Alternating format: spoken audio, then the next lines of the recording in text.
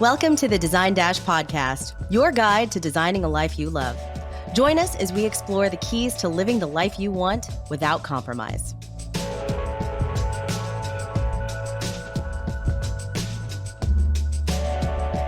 Hello, everyone, and welcome to the Design Dash podcast. I'm your co-host, Melissa Grove, and I'm here with my co-host, Lori Umansky. How are you today?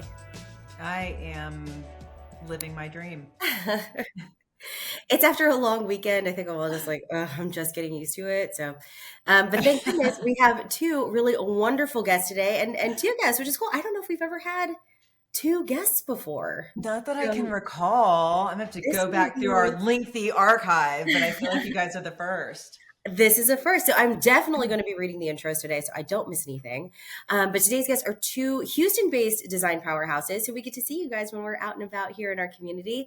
And you both bring a wealth of experience, global influence, and business savvy to the interior design industry, and especially here in Houston. So we have here Casey Brand. She is the founder of Cassandra Brand Interiors, known for her award-winning, highly personalized interiors that reflect a refined and architectural approach with design inspiration from all over, working in San Francisco, Hong Kong, Singapore. Casey brings this global sensibility to every project. So I imagine we'll talk about that a little bit. And we're also here with Rainey Richardson. She is the founder of Rainey Richardson Interiors and is celebrated for her signature global transitional style. We're going to be talking a lot about global influences today. And her spaces are luxurious yet livable. Since launching her firm in 2001, she's built a devoted following and a reputation for creating homes that feel both sophisticated and deeply personal. And together, Casey and Rainey co-host the Reframing Design podcast, where they explore the business and heart behind interior design with honesty, warmth, and wit. Welcome, Casey and Rainey, both in scarves today. I was going to say, like, how could we differentiate you? But coming together as a team. We walked in and we were like, no. I'll take mine off. No, I'll take mine off. And then we're like, well, we'll just both wear them. Here we are. We'll just lean into the scarves. That's it. Well, I want to start out with your podcast. I mean, as you know, Laura and I, we started our podcast a year ago. And I remember we were both there was some trepidation, like, can we do this? Do we want to do this? And now I think we both really love it. So how did you start Reframing Design and how's it going now? First of all, thank you for having us. When we got the email that you wanted to have us on your show, we were both so very, very excited. And so thank you for that. We both were sort of looking at our path forward, and we are engaged with our clients for a year and a half, sometimes 2 years. And when you're 112, you start really taking stock of that. I added our ages together and then added a little bit. Yeah. Hence the scarves to hide the neck. Yeah. We were thinking, what is something that we could build that would be sustainable after we're 120? And so that's sort of what precipitated this idea. And for me, there was no one in the world that I wanted to do this with except for Casey. We're the yin and yang, and we bring so many different views to things, but yet they're so on the same page at the same time. So it's just been a good ride. Yeah, I completely add to that. I know. I'm like, how do I even add to that? I agree. But truly, in our industry, you guys started yours, which I love and have listened to since you guys launched. And there are a few others, right? We have Luana Guerra. There's trying to think of some of the, Terry. Some coaches have theirs, but it's not a huge market for as big as our market is. And so we're just taking a different spin than others have maybe, and trying to share a lot of the bumps in the road that maybe people don't talk about in our industry, because it does look very glamorous and it looks like everybody's put together. And we kind of know there's a shit show behind it all. It's pretty at the end, but it's not pretty the whole way. And so we thought bringing some of that to the forefront would kind of help people, hopefully the client, understand what we're doing for them. And then also younger designers or even mid-range designers who just maybe feel like they're on their own in the whole scope, right? Because we're all somewhat entrepreneur, solopreneur to start. And I think it can be really lonely in that way. Yeah. And also we love God, but we cuss a little. I mean, I love this like realistic approach to what we do, because you're right. It can look so glamorous. And that's the first thing I hear. It's like, oh, I don't know, cocktail party conversation. What do you do? I'm a designer. Oh my gosh, that must be so fun. Yeah. And I'm like, just like you guys, like, it's really a shit show. And then we tie a scarf on it and we look Exactly right. And we look look good. beautiful. And it's beautiful. That's it. I mean, But but yeah. it can be like a complete nightmare some days. And then some days are just like, we do it because it's rewarding, right? Like For at sure. the end of the day, it's something beautiful. And hopefully our clients are blissfully happy and we've built something. So I don't know. And maybe you guys are different. I'd like to hear this from you, but design can be about control, like controlling your environment or controlling the outcome of something and curating every detail of a space. So do you find it hard, or maybe you can share a time that you've let go of control, either creatively or business, and it led to something surprising, like a happy accident? Ooh, that's a fun one. Well, there's definitely multiple times we all have to let go.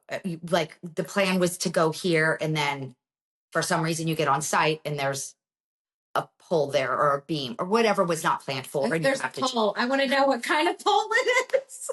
just a pole in the middle of The it. I fun don't know what to kind. do on it. And you start getting creative. Well, do you like to dance? I want Would you this to tell me there's a pole.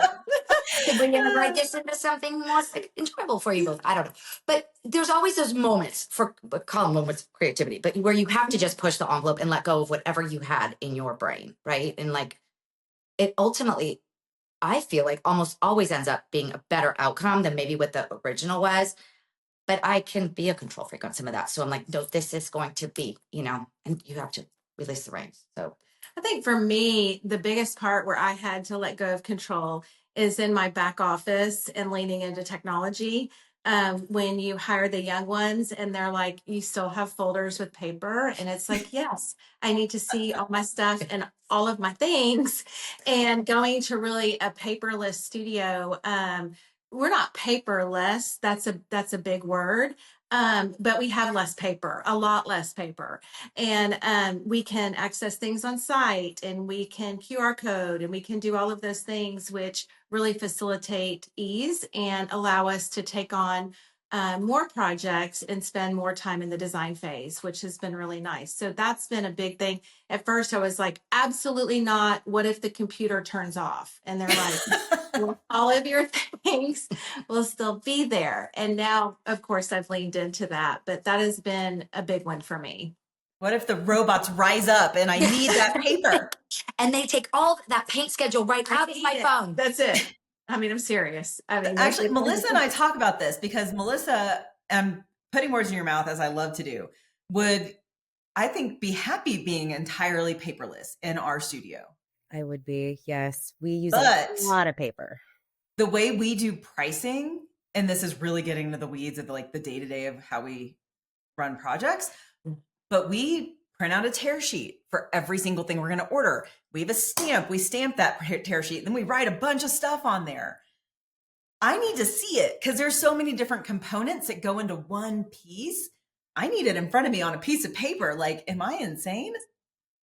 Okay, so I am with you. I love, like yesterday, I printed out proposals, all the proposals, and then I went with my computer and then I write, okay, here's the line item, here's this, what date it was. I like to write what day it was ordered, just to, even though it's all in the computer too, Just like but you need I to have see it right there. And I'm like, Yeah. that's because I will miss on the computer. Sometimes I miss something. So yesterday I realized I was like, oh yeah, we only charged them $40 for these puffs when they were supposed to be $400 each, right? thankfully they weren't 4,000. Right. But I will now be eating that extra $360 per puff because I never Why? want to go back to the client. I know. And I listened to one of your podcasts recently and I'm like, you said, would you write a check? I think it was you. Would you write a check for $2,000 to the person? Wasn't that on yours? Was that Terry? Probably. That might have I been don't Terry. know. But you guys were talking about like the loss because sometimes we eat stuff because we have to. And I feel like you were like, Melissa, would you eat that if you realized, oh gosh, I charged you 40, but it should have been 400? okay, no, okay. Well, then maybe I won't be. Well, then this really paid off. Or And you can, I mean, I don't know if we want to get into this, but we would recoup that somehow. Let's put it yes. that way. Okay. Yeah. Find another spot. I mean, where most of the time though, I would go back directly to the client and just be transparent and say, I made a mistake here. Thank God I write all this shit down because I caught it. Clearly your puffs were not $40. Right. We want them to be $40. We would love Mhm. for them to be $40. I would have loved it, but they're not. Yeah, They're not. Yeah, so I'm glad I'm saying And that. my team, it's interesting because the team often wants to do that. They're nervous to go back because they made a mistake and they feel guilty, and maybe we should be responsible for that. And to some extent, I agree, and it depends on what that mistake is. But I also, at the end of the day, say, like, you're not living in that house. That pillow is not your pillow. You're not laying on that pillow. So why are you, or me, why am I paying for it? Mhm. Yes. And that is what you mentioned in your podcast recently. So Anyways, and I was like, just, okay, that registered. Like, draft your email to that client and get paid, sister. Yeah. And then print it out and read it and make sure it's all clear. Falling on the sword. I did, this sometimes goes to vendors as well. And we have to advocate for our clients. Mhm. So we're doing a large project out of state, and the vendor that we used, who shall remain unnamed, sent like 3 different invoices against this plumbing bid. And they put stuff in escrow, and it's this whole very complicated back office process. And I'm like, you do y'all however you want. But the client was like, how many more invoices am I going to get to pay on this plumbing? And so we called and said to them, you guys have one more shot, one more invoice to gather whatever it is that you want. This is the last one. So they sent it, and it was like $23,000 something. Client paid, and we're done. A day later, it's like, oh, we missed something. It's really 2,000, blah, blah, blah more. And I called them and I said, here's the thing. Because the client lost it at that point. She was like, how many more phone calls am I going to get? I just paid $23,000, and she would have happily paid 25, right? She would have happily paid 25. So this was $50,000 plumbing package, let's say. And so I called them and I said, with all due respect, this is now, Connor tried to handle it because he was trying to keep it from me. You know how our people do. We love them so much. And he called me and said, I'm sorry, you're going to have to get involved on this. And I made that phone call. And by the end of the phone call, they decided to eat it because I was going to escalate it, because it's not right. I mean, at that point, this is the last chance. And so at that point, you have to eat it. So And then do you think Casey should eat the 380, my math is bad, $360? I don't. But when you've had 3 chances or 4 chances, whatever it was, to get it right, and you're still going back for the nickels and dimes on $150,000 package, that's one of the things that we bring value to our clients, right? They can't call and talk to them about like that, but we can, because we bring them lots of business. Exactly. You've got the buying power because it's not just this one project. That's exactly right. And that's something that, of course, we bring. So sometimes we have to do that. I don't know if you've ever had to do that, but that was not. Oh my gosh. Yeah. And I mean, there's a lot of nuance, right? It's not all black and white. You might have one client who's going to be okay with it. Another client, you would completely lose trust with them, like entirely, if you were to come to them with something like that. And so that's been, it can become a little bit more subtle. So to say, like, we'll try to keep it somehow, and we can do that in other ways, which is good. But yeah, I think Casey has a great case, and I think the client's going to go, well, of course. But you just don't want to, we come in, we are very meticulous with our proposals and everything, and try and make sure every single thing is in there, so we're not coming back, because nobody wants that it feels like you're just getting chinged all the time. So I try really hard to build it so it doesn't. Anyways, but that's just my own. You're human. That is your human. Oh, that way. Dang it. So but that, so for those moments, back house stuff is always the part where it's just like, you need. So going in a completely different direction and getting out of the weeds of how we're going to fix mistakes, either ours or vendors, which we can talk about all day. I want to talk about your podcast because, like, we're both doing this, right? We've talked about this. We launched these podcasts, and you guys have an interesting approach. You're like, we just want to talk about the real behind the scenes situations that happen and, like, take away this glitz and glamour. So How's that been received so far? Have you heard from other designers? Are they just like, oh my God, thank God for you? A little bit. Yeah. I mean, we've been separately hearing from people in different ways, which has been really interesting. People who are clients or past clients are really enjoying it. They're listening. And like somebody sent me one the other day, like, thank you guys so much. This is such a refresher from what's actually happening in the world to just listen to this. So, there's just a different feel, maybe. I don't know. But it's been True. fun to hear The feedback, especially from local design, people say competitor, and we don't really love that word because I don't feel like any of us are competing for the same thing. Everybody's doing great stuff in their own way, so, but other designers have really been gracious. Yeah, I think that's been the thing that has been so encouraging to us is that our local design community has been so encouraging and so positive, and we'll just be at events. It's like, oh my gosh, we just listened to your latest pod, and just a lot of very nice things. And then tomorrow, our podcast with Corey Damon Jenkins drops, which was just amazing. Awesome. And he was so encouraging, and we even got it on camera. I thought we had stopped filming, but he went on about how we're doing something and we're a voice in our community that's really needed, sort of a little unbuttoned, but sometimes that's scary, y'all. I mean, we have a podcast that's coming out in a couple of weeks about rogue clients. And sometimes that's scary to talk about those real life experiences that were not pretty, and things that we had to deal with that kept us up at night. And that's hard to talk about. But I think in this day and age, people want to see and hear humanity. Those are some of my favorite topics. Yeah. Clients. Like just difficult situations and how you have to deal with them as a business owner. Yes. Because it stops with you. Like you said, Connor's trying to handle that stuff behind the scenes, but at some point, if he hits a roadblock, you've got to step in as the business owner. And so, like to be inelegant, like SHIT's rolling uphill in this point, in this stage, because we've got to handle it.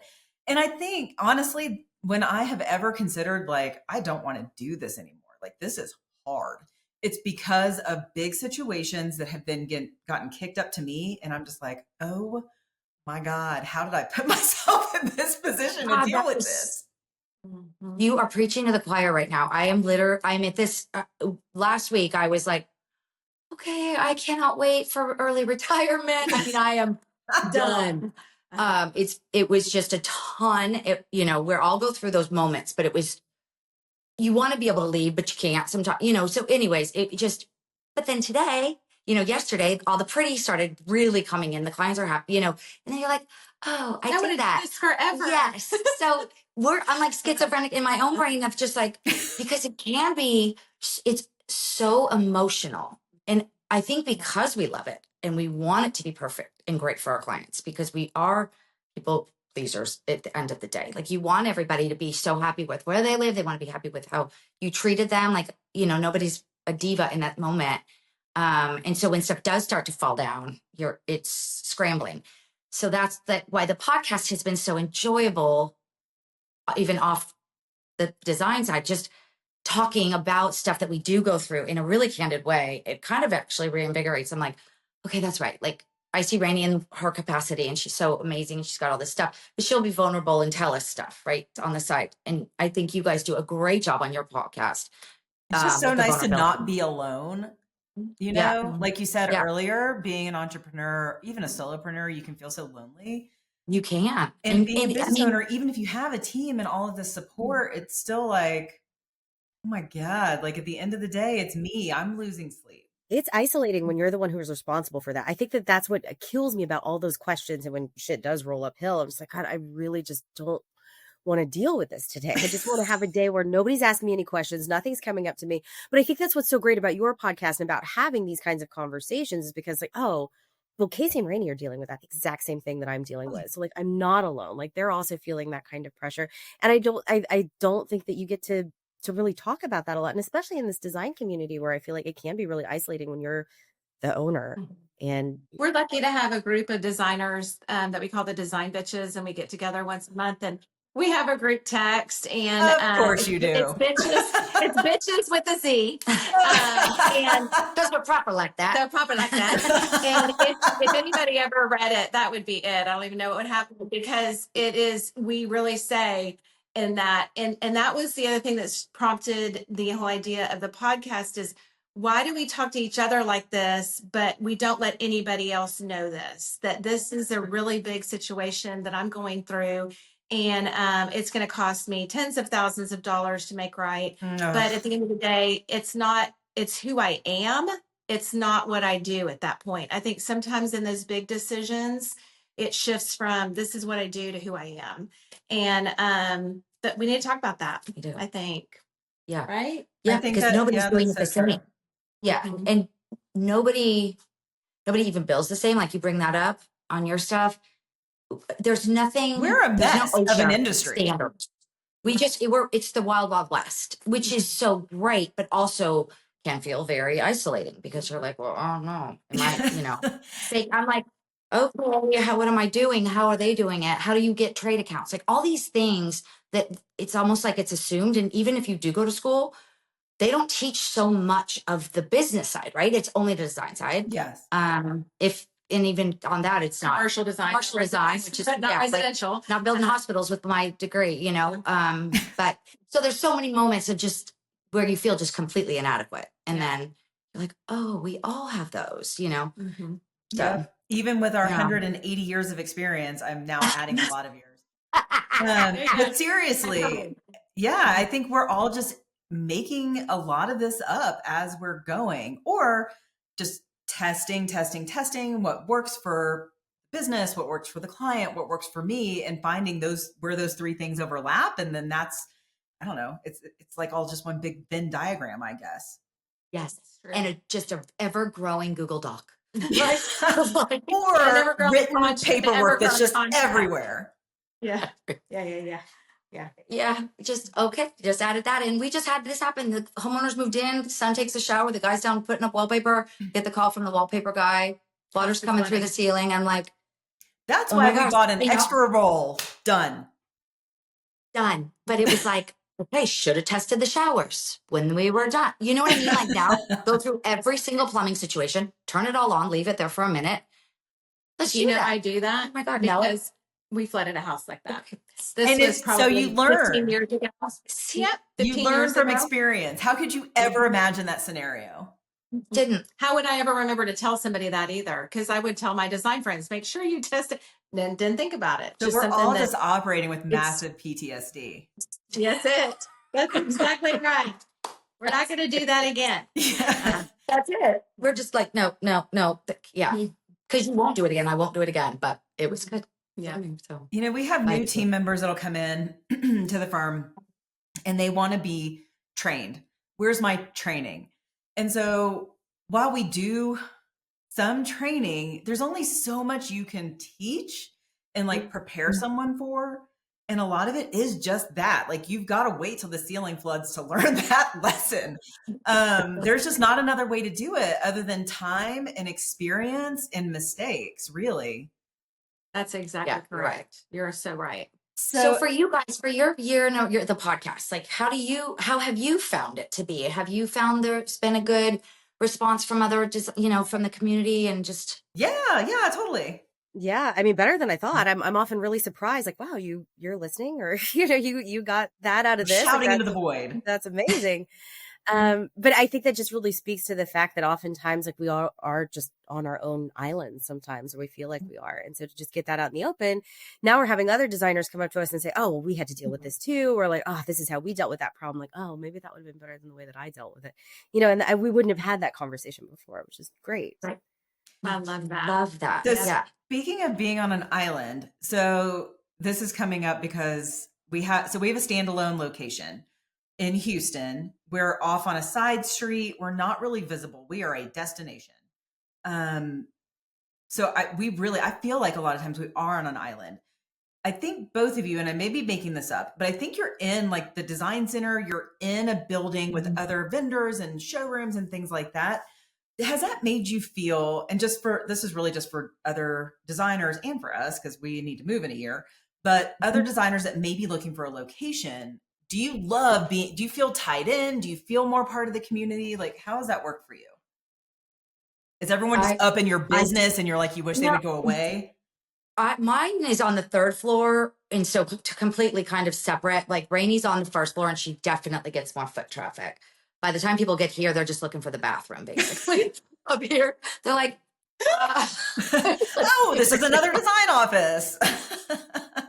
Or a dead body. A dead body was found here last week. Last week. Of our empty Downstairs and over a couple of stores. Anyways, that's a whole other. So maybe we won't be moving there. This has taken a turn, everyone. Yes, sorry. Oh my gosh, bleep.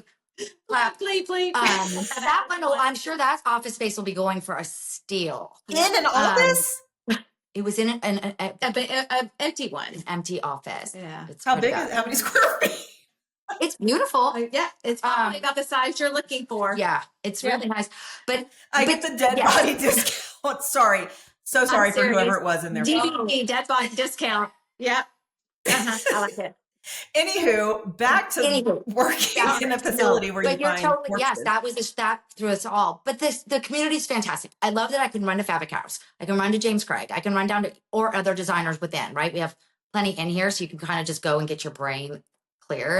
Would you ever want a separate location? Like for us, we've had this separate location for the last 5 years, but I do feel like we're really in a bubble. So we crossed this bridge 3 years ago when we closed our furniture showroom. We spent about 3 months with a commercial agent, and we went to all different locations around Houston. We looked at the possibility of standalones, kind of shopping strips, high end. We were going to go where Quatrain is, right next to Found. We were going to do we were going to do all these places. We even did space landing and everything for each one. And we ended up staying here because of the accessibility. It is unique in that it's a campus. It has green space around it. But I love being on the 1st floor for me because clients can drive up and walk right in. We have a delivery door in the back. So for the things I have to control, like bedding and lamps and those things that I will not send to a commercial receiver, we have space for that and we can receive those things. And so we just realized that this had everything we needed. And so we stayed here. And our lease is up again in a couple of years and we'll stay here. Yeah, for sure. It's awesome. Okay. Melissa, I know you're kind of lit up at the receiving. You're like, I know. I was just like, well, tell me more about that. That's one thing. Tell me about this roll-up door where I can get things. Yeah, we don't have a lot of space, but right across the street there is a storage facility, and we have 3 facilities there. 3 storage units. So we have them with rack. When I say we, Connor has racks lined up around them. They're all labeled with client names, everything's staged, and it just it is a very seamless thing that I do not participate in. But it's awesome because our installs are unbelievable. I mean, very rarely do we have an issue at install. And knocking on wood for you. I just was looking around for wood. So and that's part of it, is that the things that usually go awry or something's missing, we've figured those little things that we just control. And so I love it here. You guys should come look. We would love to have you. It's awesome. I know. We've actually looked there before. And so I dream of being in a center with a roll-up door at the back and receiving things there. But I have this diva crew of designers, and if you are listening, you know who you are, that want to be in a certain area. They like that we've got a yard. No one's ever out there. Yeah. Melissa, have you ever seen anybody sit out there? Very rarely, because it's already 90 degrees outside. So it's not pleasant. No one's sitting out there. So we may see you there next year. There is a gazebo in the middle and some yard, and there's a fountain and ducks. Sometimes you have to wait for the ducks to cross to come in and work. And see, we're gonna have to sell our time it's on actually this. really. They can come visit our spaces. Okay. First, for sure. Well, they'll visit Rainey because I don't know if they're going to haul their asses up to the first floor. I started on the 2nd floor right over here by Casey, and that elevator, that rickety, sometimes it works and sometimes it doesn't. Then you're hauling your shit up the staircase. I'm old. And so I can't. I know. Oh, y'all. Okay, this is good. This is all Casey's good in way intel. better shape than I am. So, But no, if it weren't for my windows out here, I would have moved to another one before. But I love. So you have a She view. just up there's the windows around the whole thing. So I just love this the space. I wish it was on the first floor. That'd be amazing. But Do you feel like your Yeah. clients want to go shopping with you though? So it's just like, oh, can we go try out this? Like, can I sit in that sofa over there? they don't Can know we it exists go- because, if, at least for me. But the nice thing is, I can take them if I'm like, okay, these guys. I have a 6'7", husband and a 5'1" wife. We got to get the couch situated, right? Like that's a joint venture. So I love that we can go to like James Craig, and they're so helpful. And they'll take price off. That is nice. Yeah, you can go Yeah, test it without having to making it like a whole really day's make a journey. huge. Like for us, we have to schedule appointments and then we've got to call ahead and make sure things are Yes. there. And like, it's just not Yeah. easy. And we have to keep a bigger library because we don't have anything just right around us. Thought about the deck center as well, or like, and for those of you not in Houston, I'm sure you have something similar, like a design center where you can office. It's really tempting just because there's all the showrooms there. If I need something, I can just pop down and grab things. I don't know though. I feel like it's also a place I would go to die a slow death. So the deck center is awesome for resources, but there's no natural light. Yeah, I would And struggle. I just couldn't do that. I just couldn't do it. I need natural light, like a house. Yeah, plant. I am. Seriously. I'm like, House I sit in the wind. I mean, I'm just like a cat, just like finding the sun. Yeah. So, yeah. I have some natural light, but not near as much as Casey does. But it was a give and take for us with the receiving. And then having more walls allows you to hang more samples and have more storage. And so it's just a give and take. Video is beautiful. You guys really are yin and yang. Yeah, It's like if we could just meld both of them together. one of you needs a terrarium and the other is like It's a exactly dungeon. right. Yeah. Pros and cons. So you talked earlier about emotion, like you have a lot of emotion around your design or around your podcast. I think you mentioned that.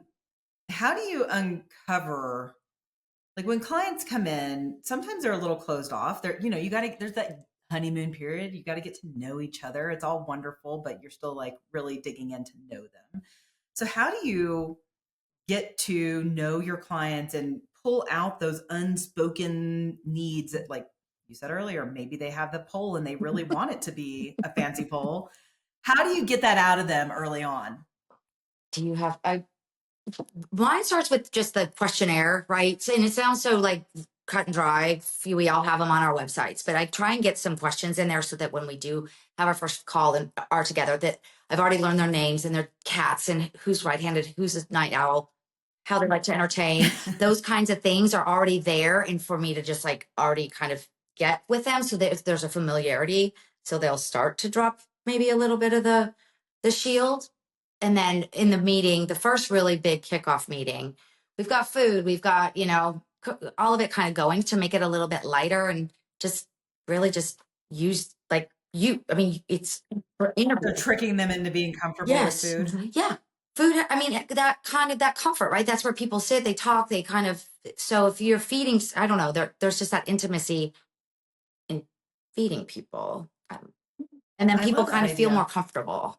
But it does take a while. I mean, there's times you're just like, oh my gosh, I wish I would have known that before. Cause that if they didn't come up, but it's tricky to say the least. Yeah. But it's fun to watch the dynamic between the husband and the wife. And then you kind of feed to the one who seems less comfortable in the scenario, right? So they're not feeling so left out. It can be daunting. For me, I don't have a questionnaire. One of the things is if they pass the phone call, if they don't ask us how much we cost in the first 5 minutes, then they're invited into the studio and they have to come to the studio first before we'll go on site or meet with them anywhere else so that they can see that we're a legitimate establishment. We show them deliverables and then finished pictures of our work and talk about the process. What I love about that is the most resistant partner will go from this, they have their arms crossed, lean way back in the chair, and then they'll drop their arms and then they'll lean forward and then they'll start to ask questions and then you've got them. And so I like to ask the questions. I will tell you, I recently missed a big note on a client, and here's what it was. I did not realize how uncomfortable with change the wife was. And so when we did our first design presentation and massive remodel in Westview, moving walls, doing all this stuff, and I just saw this glaze go across her face. And we kind of, and so I mashed the pause button and I said to her, I want to stop right here because I'm kind of detecting something. And she didn't even realize that it was resistance to change. The husband's like, yeah, take our money and do everything. And she's like, I just don't think I can do that. And here's why. And so I, after she said that, I knew it was resistance to change, but I couldn't yet do that. So as we talked through the meeting, I finally said, I think I detect that maybe you're a little uncomfortable with change. Is that true? And her husband lost it. And she was like, that is something I struggle with. So we talked about how throughout this process, we're going to probably have to meet a middle ground because I can't stay in her comfort zone. I don't want her to hire me. I don't want to take your money for comfort. However, I understand that we don't need to go over here to the extreme. And so we agreed that we would find middle ground, and it's been beautiful since then. But I don't know, those cues are, you have to, like you said, pick up on them in a meeting. But I asked lots of questions in our first meeting, and I warned them. I'm like, I'm going to go Oprah on you. So here we go, you know? So, but I missed resistance to change. And that's something I'm going to start asking. And sometimes they may not even know that about themselves. I think that's a lot of it too. The husband probably recognizes it, but for her, she was like, he probably felt some validation and she probably felt seen. But if it had come directly just from him in that meeting, it would have felt attacky. Yeah. Right? This is probably like 5 years of therapy for her. She's like, oh, I'm going to send a bill for that too. So yeah. So anyway, that's how I sort of approach it. Is that first meeting is super important, and I have them set aside an hour. And a lot of times, depending on the time of day, we'll have food or we'll even have cocktails or whatever it is. So I love a good cocktail meeting. Too. I think flying people with drinks. Yeah. How about you guys? We are actually, y'all, we're coming up on the hour pretty quick. Like I could talk to y'all all day, but Melissa, what else you got? I mean, as you were talking through that, I was just like, how do you get attuned to clients like that? Because I think that in our community, we discussed that a little bit. Just like, I don't know what's going through this client's head, or even prior to them being a client, trying to find the right person to work with, right? And like trying to weed that out and vet them. I mean, have you always been so attuned to other people's emotions like that? And you're just like, oh, I pick up on that really quickly. Or is it, that 180 years of design experience where you're just like, okay, now I feel comfortable calling somebody out like that, because that's the only way that I can get past it and make it work. I think the answer is yes. I always have sort of had that intuition about, and I know Casey does too, like that third sense about people or whatever. But certainly the experience of sussing that out of people and knowing when it's appropriate to say something and when you have to wait. Like, I think in my earlier years, I would have said, I just think you're resistant to change. And now it's just this new. You're like, I'm sensing you. Yeah, way later in the meeting, I'm letting it sort of build up, and then just sort of saying, I think maybe, and then saying, I want to work. I want to work well with you in that space. It's okay that you are that way, and I'm not finding fault with that. I just want to know how best to bring you, and also to let them both know in another way, I'm not going to do what you want me to do. Or you should do that yourself. You just need somebody to buy your things for you. That's not what we do. We actually design, and that's not a bad thing, You're like, I'm going to push you a little. Here's the heads up. But I also want you to feel safe to say, that's too much for me. How can we rein that in a little bit? Yeah. Have you always known, or have you learned? No, I think it's learning. Definitely. And I think for myself, being as someone who wants people to like feel really comfortable and really like love everything that's going on, I might have overseen some of that and tried to be like, song and dance it a little bit instead of just really noticing like, okay, he like rolled his eyes when she got excited about this, trying to determine what the the vibe is, even if it is a couple coming in, there's so many cues that they give that maybe I missed early on, but now I really so tuned in. So you can really see like, oh, he didn't like that she said that, or vice versa. Like he really celebrated that she wanted that. Let's make sure that, because she just sort of breezed over it, but that was a big deal for him to catch her want. Like that's always the fun thing, right? When you see the husband or the wife genuinely support and like celebrate what that other one wants, what their partner wants, rather than the reverse, right? They're like, no, she really, like, we need to make this important for her. She wants these people. Yeah. And we need animal print. House or whatever. You know, and they kind of bring it up again, making sure that you caught it. I think that's always like that kindness in the meeting that you're like, oh, I love that, you know, when they just take care of each other. So, but years, right? We're old. We've been doing this a long time. Yeah. But I think it's also designers too. I feel like designers you're just more observant. Like I think intuitive also, right? You notice what they wear when they come in. You notice just those little things about how they carry themselves, who's comfortable, who's not. Yeah. We just hosted Pride. And you're like, oh, okay. Like he wants her to be blissfully happy, and these are the important spaces for her, and vice versa. Or he's like a fashionista, so we need to play into that. Even though he's not saying it, I can tell by the way he's dressed and what's important to him. Yeah, we have. Usually the wife will be, and it is interesting. Like we work with a lot of couples, right? So usually the wife will be like, these two spaces are paramount for him. We have to focus on X, Y, and Z. And I think it's that A, she wants him to be really happy and thrilled with this process, probably because she talked him into it. But also B, she's going to get what she wants out of the house because she's focused on making him happy in these couple of spaces. So then, you know, you're fighting your battle, you're picking your battles, right? Yeah, which is a beautiful way to go about it, instead of the reverse where you're like, well, I want to do this in mine. It's like, well, we're both going to get something. Can we both just work and celebrate each other's spaces? Yeah. Why do the guys only get two spaces normally? It's like their closet and maybe an office. I know. It's the study and the game room. Oh my gosh. I mean, no. Yeah. I always feel bad about that. Anyway. We just recently invited 2 different clients to a gala, and I introduced them and I said, these are my favorite clients and I want you to meet my favorite clients. And they both laughed, you know, and I looked at them and I said, and if you want to know what their houses look like, this couple over here is wearing hot pink and lime green and yellow and purple, both of them. And then this couple was in navy blue and khaki. And I said, if y'all want to know what each other's houses look like, you're wearing them. And they all simultaneously looked down and looked at each other and just started dying laughing because they were wearing their houses. That's awesome. Yeah. True story. I love it. Yeah.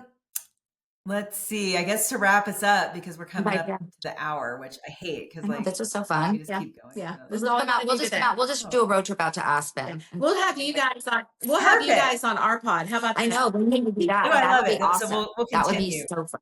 So tell me though, just like rapid fire, 2 questions. Where are you traveling this summer? Oh God. Definitely California and hopefully a Europe trip, but I might have to get a surgery that's going to take me out of travel for 2 months, which you might as well just, anyway. Yeah. I hope it's a fun surgery because those. No, exactly. I wear for the neck. No, it's just a leg thing. So yeah, just a couple, but they'll be so I don't have to wear scarves all the time. You'll know when I'm not wearing a scarf. No, it's a leg thing. It's a leg thing. So I'm glad you said that. Casey is an avid runner. She can run like 10 miles a day, no problem. She's run 10 miles a day and looks like this by 9 o'clock in the morning. So a leg thing. So her not running for 2 months is going to be, I don't even know what I'm going to do with her. Actually, I just know it's going to be a thing. I don't know. It's going to be, treatments. I don't know. So what I'm going to Turks and Caicos and a couple of trips to Colorado. We have a project there, but we're going to go one time with those clients for fun. We're going to watch the donkeys do a marathon with runners. It's called the Donkey Dash. So we're going to see that. And I don't know what else happened. We haven't fully planned our summer. Where are y'all going? I mean, for the first time in forever, I have no idea. Oh my gosh, that's like fun. That's fun. I like it. I don't know that I'm going anywhere. Like, I have no idea. We've done nothing. No planning. And Melissa, isn't that shocking? Like, I always you usually know by February where you're going to go in the summer. Yeah, so I don't know. I don't know what the hell we're doing. We're go going to New Zealand. But yeah, I mean, my kids go to camp, so I'm kind of like, free as a bird. I can go wherever. New Zealand. Go to New Zealand. Okay. I'll put that on the Yeah, list. Casey just got back from Japan. Okay, last question. What's Oh, that? I just got back from Japan a couple days ago, and so I'm over here going Japan, go to Japan. It was Japan, insane. okay. Anyways, I'll take this under advisement. I don't know yet. Okay, what are you reading right now that you love? I'm reading a mystery, a book about a property in Santa Barbara that I'm obsessed with, the Bellas Grotto. It's like this. Anyways, it's called the Mystic Mansion. And anyway, it's just the history of the family who built it. And I'm Ooh. reading a book about, and his name just escaped me, Waterfall House Architect. Frank Thank Lloyd you. Wright. About Frank Lloyd Wright's life. I watched the movie and am reading a book about his life that I actually picked up when I was in LA last. So Wow. He had a crazy life. deal with the women, y'all. Oh my gosh, yes. Salacious. Ended on Well, that. thank you guys so much for joining us. This has been really Thank fun. you. So much. We love you guys and we'll have you back. Can't wait to see you in person. Yes, and we will be following along with your podcast. So tell us where people can find you before you hop off. So we're on anywhere you can get your podcast, Spotify, Apple Podcasts, and all that fun stuff, and then on YouTube. So And it's they called look for us at Reframing the Art of Interior Design. That's the whole long thing. Yeah.